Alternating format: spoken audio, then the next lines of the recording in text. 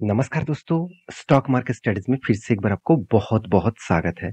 तो आज यहाँ पे मैं डिस्कशन करूँगा एक ऐसे कंपनीज़ के बारे में जो देखा जाए तो एक पेनी स्टॉक जैसे काम कर रहा है और कंपनी एक गवर्नमेंट कंपनी है, पहले मैं बता दूँ। और दूसरी बात, इस कंपनी में एक्स्ट्रा बेनिफिट आपको बहुत सारे मिलते हैं, चाहे वो रिटर्न कम मिले। तो बहुत सारे दोस्तों ने कमेंट किया, सर ऐसे कुछ कंपनी ढूँढ के दीजिए जिस कंपनी एक्स्ट्रा बेनिफिट के हिसाब से डिविडेंड, स्प्लिट, बोनस ज़्यादा दे। इस तरीके से कंपनी कुछ ढूँढ के दीजिए इस कंपनी के ऊपर सेफ जोन में, मतलब लॉसेस भी ना हो और एक्स्ट्रा बेनिफिट भी मिले। तो इस तरीके से कुछ कंपनी है तो जरूर वीडियो बना के दीजिए। तो मैं आज आपके सामने उसी तरीके से एक वीडियो आपके सामने लेकर आया, उसी तरीके से कंपनी आपके साथ डिस्कशन करूंगा। तो वीडियो को पूरा लास्ट तक देखिएगा और अभी तक आपने चैनल को सब्सक्राइब नहीं किया तो जरूर कर लेना। कंटिन्यूसली इस चैनल के माध्यम से वैल्यू इन्वेस्टिंग और वैल्यू स्टॉक के बारे में पता करना है। तो चलो देख लेते हैं आज के स्टॉक के डिटेल्स के बारे में। तो देखिए कंपनी का नाम क्या है। कंपनी का नाम है नेशनल एल्यूमिनियम कंपनी लिमिटेड। तो नेशनल एल्यूमिनियम कंपनी जो स्टार्ट होता है 1981 से और कंपनी को नाल्को नाम से जाना जाता है एज ए शॉर्ट फॉर्म के हिसाब से देखा जाए तो। और यहाँ पे देख सकते हैं manufacture and sales aluminium and aluminium products. तो एल्यूमिनिया एंड एल्यूमिनियम प्रोडक्ट्स जो है उसको मैन्युफैक्चरिंग भी करते हैं, साथ ही साथ सेल्स भी कंपनी करते हैं। कंपनी का स्टेन क्या है मैं बता दूं। कंपनी जो है वो central public sector enterprises company है। इसका मतलब मिनिस्ट्री के हाथ में इसका होल्डिंग है। इसका मतलब गवर्नमेंट का कंपनी है। और कंपनी देखिए जो यहाँ पे देख सकते हैं बॉक्साइट, एल्यूमिनिया और एल्यूमिनियम पावर कॉम्प्लेक्स के ऊपर कंपनी काम करते हैं। तो कंपनी के जो ग्रोथ है वो कहाँ से आते हैं, चलो मैं आपको बताता हूँ। कंपनी का जो प्रोडक्ट प्रोफाइल है वो एल्यूमिनिया, जो एक्चुअली अमेरिका और साथ ही साथ alumina hydrate and speciality hydrates के ऊपर कंपनी बिजनेस करते हैं। साथ ही साथ एल्यूमिनियम के ऊपर आप देख सकते हैं स्टैंडर्ड इनगोट्स, साथ ही साथ सो इनगोट्स एंड टी इनगोट्स, इस तरीके से वायर रॉड्स के ऊपर, साथ ही साथ बिल्ड्स बिल्ड्स के ऊपर, फ्लैट रोल्स के ऊपर तो कंपनी काम करते हैं। तो कंपनी का इलेक्ट्रिसिटी डिपार्टमेंट में कंपनी खुद का बिजनेस स्टार्ट किया है। इसका मतलब कंपनी इलेक्ट्रिसिटी के ऊपर भी कंपनी काम करना स्टार्ट किया। और वो भी देखिए धीरे धीरे करके कंपनी ग्रोथ करे। 1200 मेगावाट का टोटल कैपेसिटी के हिसाब से कंपनी काम स्टार्ट किए। और कंपनी ओडिशा जैसे जगह पे कंपनी एक 198 मेगावाट का भी प्लांट यहाँ पे कर चुके हैं, जहाँ पे 25 मेगावाट का विंड प्रोजेक्ट के ऊपर कंपनी काम कर रहा है। तो कंपनी हर जगह हर बिजनेस के ऊपर एंटर हो रहा है धीरे धीरे करके। मेटल सेक्टर के साथ साथ कंपनी पावर सेक्टर के ऊपर भी कंपनी काम कर रहा है। हाई कैपेसिटी कंपनी का ग्रोथ भी यहाँ पे देखने को मिला। कंपनी एक्सपोर्ट कहाँ पे करते हैं खुद का प्रोडक्ट को, वो देखना बहुत जरूरी है। यहाँ पे चाइना है, देखिए बहुत बार हम लोगों को सुनने को मिलता है चाइना से प्रोडक्ट आते रहते हैं इंडिया में। अभी फर्स्ट टाइम आपको देखने को शायद मिले, चाइना में फर्स्ट टाइम कंपनी एक्सपोर्ट कर रहे हैं, वो भी बहुत बहुत ज्यादा एल्यूमिनिया और एल्यूमिनियम जो एक्सपोर्ट कर रहे हैं चाइना में, Indonesia, Malaysia, Singapore, Thailand, Egypt, Oman, कतार एंड यूएई के ऊपर। तो इतनी बड़े बड़े कंट्रीज के ऊपर कंपनी खुद का प्रोडक्ट को एक्सपोर्ट करते हैं। वहां पर रेवेन्यूज जनरेट होते हैं, जैसे सेल्स प्रोडक्ट के ऊपर 99% and others income company 1%। Geographically जो एक्सपोर्ट होते हैं कंपनी का 41% का रेवेन्यूज जनरेट होते हैं और डोमेस्टिकली 55%। तो कंपनी का प्रोडक्ट वाइज रेवेन्यूज है एल्यूमिनिया के ऊपर 28% एंड एल्यूमिनियम के ऊपर 72%। इसका मतलब कंपनी का जो मेजर बिजनेस है वो एल्यूमिनियम के ऊपर है। तो सेगमेंट वाइज रेवेन्यूज के बारे में बात करते तो केमिकल सेगमेंट के ऊपर 30% और एल्यूमिनियम सेगमेंट के ऊपर 66% का कंपनी का रेवेन्यू जनरेट हो रहा है। तो कंपनी का एक्सपेंशन प्रोजेक्ट, मतलब कंपनी खुद का प्रोजेक्ट को एक्सपेंस करना चाहते हैं। देखिए कंपनी हैज प्लान टू, यहाँ पे देख सकते हैं बोरिंग फील्ड एंड यहाँ पे देख सकते हैं एक्सपेक्टेशंस प्रोजेक्ट के ऊपर कंपनी काम कर रहा है। 1 मिलियन मैट्रिक टन पर एनम कंपनी कैपेसिटी ग्रोथ करने वाला है खुद का। तो ये एक बहुत बड़ी बात है कोई भी कंपनी के लिए। जब कंपनी का ग्रोथ होते हैं, कंपनी का प्रोडक्शन ज्यादा होते हैं, तो वो प्रोडक्शन कंपनी मार्केट में बहुत तेजी से वो बेच सकते हैं। तो ये था कंपनी का एक बेसिक इन्फॉर्मेशन। अभी कंपनी का फाइनेंशियल इन्फॉर्मेशन बहुत आपको ध्यान से देखना पड़ेगा। तो सबसे जो मुझे बेस्ट पॉइंट इस कंपनी का लगा, कंपनी का पी रेशियो एकदम सस्ते में है।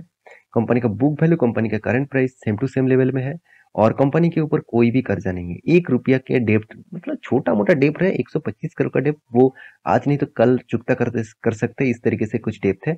एनुअली इनकम भी देखिए करीबन 3000 करोड़ के आसपास इनकम हो रहा है। तो अच्छी बात है, कंपनी का जो ग्रोथ है वो यहाँ पे देखने को मिला।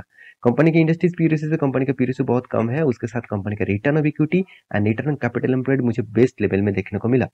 अगर कंपनी के डिविडेंड के बारे में बात करूँ तो अराउंड 8% के आसपास डिविडेंड यील्ड है। इसका मतलब 1,00,000 आपने इस कंपनी के ऊपर निवेश करके रखे थे, तो इस बार कंपनी आपको 8,000 रुपया का डिविडेंड दे चुके हैं।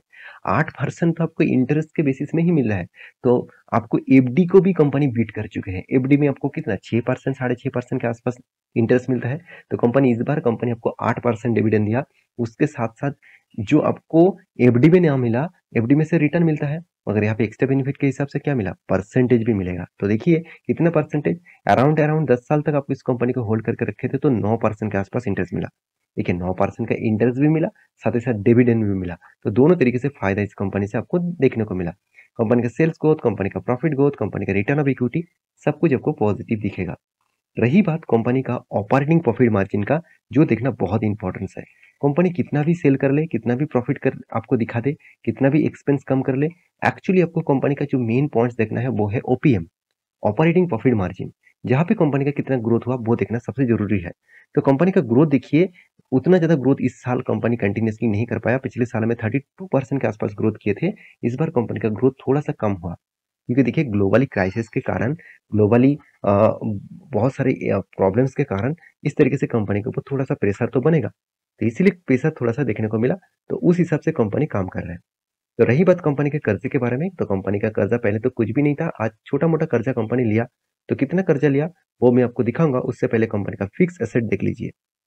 देखिए कंपनी का सबसे ज्यादा फिक्स एसेट कहाँ पे है, प्लांट एंड मशीनरी में।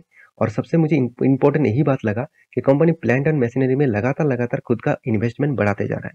इसका मतलब प्लांट एंड मशीनरी ज्यादा से ज्यादा खरीदारी करने का यही मतलब होते हैं। मान के चलिए, मैं पहले भी उदाहरण आपको दे चुका था, मतलब एग्जाम्पल आपको दे चुका था कि कभी भी आपको बिजनेस करना है तो आपका बिजनेस किस तरीके से ग्रोथ हो रहा है, वो आपका जो प्लांट एंड मशीनरी है वहां से ही आपको पता चलेगा।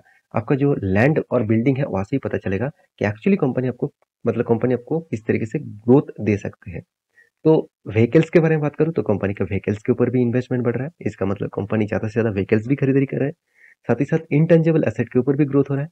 इंटेंजिबल एसेट क्या होते हैं, जो प्रोडक्ट आप देख नहीं सकते फिर भी उस एसेट आपको रिटर्न जनरेट करके देंगे। जैसे मान के चलिए आपका एक वेबसाइट है, इस वेबसाइट से आपको कस्टमर उस वेबसाइट को विजिट करेंगे, तो आपको लॉगिन करेंगे, उसके बाद आपका कस्टमर आपसे कांटेक्ट करके माल खरीदारी करेंगे। तो वो भी आपके लिए वो एक एसेट के हिसाब से काम करेगा। तो कंपनीज का जो डेटा है वो मैं आपके सामने रख चुका हूँ। अभी कंपनीज के कैश फ्लो आपको जरूर दिखाऊंगा। देखिए मुझे कैश फ्लो बहुत शानदार लगा। कंपनी जिस तरीके से कैश दिखा रहा है कि मुझे इतना पैसा आना चाहिए था, मगर कंपनी के उसी के आसपास कंपनी के हाथ में पैसा आ रहा है। चलो अच्छी बात है। मगर कंपनी में कुछ पॉइंट्स ऑफ व्यू से मैं बता दूं, इन्वेंटरी जो कंपनी के इन्वेंटरी जो फंसे हुए हैं, अगर देखेंगे तो कंपनी पिछली बार इन्वेंटरी को क्लियर किया, और इस बार कंपनी का इन्वेंटरी अभी भी 180 करोड़ के आसपास कंपनी का इन्वेंटरी अभी भी फंसे हुए है। तो कंपनी पेबल्स भी कर चुके हैं। कंपनी जिसको पे करना बाकी था, मतलब जिससे उधारी लिए थे, उसको पे करना इस बार अच्छा खासा कंपनी ने पेमेंट किया, 502 करोड़ के आसपास। और कंपनी का लोन इन एडवांस भी 25 करोड़ के आसपास कंपनी इस बार लोन लिया एडवांस के हिसाब से। तो और एक पॉइंट मैं आपको बता, एक पॉइंट में दिखाना भूल गया, जो है CWIP। CWIP क्या होते हैं कि मान के चलिए अभी करंट ईयर्स में कंपनी का कुछ प्रोजेक्ट रनिंग है, ऑन गोइंग है, तो उनमें कंपनी का कितना पैसा फंसा हुआ है, वो उस प्रोजेक्ट के ऊपर कंपनी कितना पैसा अभी भी इन्वेस्टमेंट कर चुके हैं। देखिए इस बार कंपनी का जो पैसा फंसा हुआ है वो 2235 करोड़ के आसपास। ऑब्वियसली ये ऑनगोइंग प्रोजेक्ट है, जब खत्म हो जाएगा इसका हिसाब निकास ऑलरेडी आपको देखने को मिलेगा प्रॉफिट एंड लॉस में। तो कंपनी का देखिए कैश फ्लो में एक पॉइंट्स मैं आपको हमेशा बताता हूँ कि कंपनी का फिक्स एसेट परचेज में कितना ग्रोथ हो रहा है वो देखना जरूरी है। पिछले साल में कंपनी 850 करोड़ के आसपास, इस बार 1200 करोड़, और इस बार कंपनी 1280 करोड़ के आसपास कंपनी का एसेट बढ़ चुके हैं। ऑब्वियसली एक पॉजिटिव पॉइंट है। साथ ही साथ कंपनी ने कितना एक्विजिशन किया है दूसरे कंपनी को, वो भी देखना चाहिए। कंपनी इस बार कोई भी एक्विजिशन नहीं किया। पिछले साल में कंपनी अच्छा खासा एक्विजिशन किए थे 36 करोड़ का, और 2021 में कंपनी 101 करोड़ का एक्विजिशन किए थे। इसका मतलब दूसरे कंपनी को भी धीरे धीरे करके कंपनी खरीदारी भी कर रहा है। इसके ये जो पैसा है कंपनी का हाथ में, जो पैसा एक्स्ट्रा आते हैं उस पैसे से कंपनी इस तरीके से काम करता है। तो तीसरी बात क्या है, कंपनी का जो यहाँ पे देख सकते हैं products, sorry proceeds from boring, मतलब कंपनी जो कर्जा है, कर्जा कितना लिया इस बार, कंपनी इस बार कोई भी कर्जा नहीं लिया। उल्टा कंपनी ने कर्जे को क्या किया, रीपेमेंट किया 25 करोड़ के आसपास। तो हर पैरामीटर यही बता रहा है कंपनी की स्ट्रेंथ है। हाँ, मैं एक चीज जरूर आपको मेंशन करूंगा, कंपनी प्रेसिडेंट ऑफ इंडिया के पास होल्डिंग है, तो गवर्नमेंट कंपनी है, कभी भी कुछ भी डिसीजन ले सकते हैं। उसमें आपका ही मतलब थोड़ा सा दिक्कत इशू हो सकता है। फिर भी देखिए एफआईएस और डीएस ने अच्छा खासा माल उठाया, क्यों नहीं उठाएंगे। जो कंपनी आपको 9% के 8% के आसपास एवरेज 10 साल में रिटर्न दिया, साथ ही साथ कंपनी आपको 8.5 से 9% के आसपास आपको एज ए डिविडेंड के हिसाब से पेमेंट कर रहा है, तो और क्या चाहिए।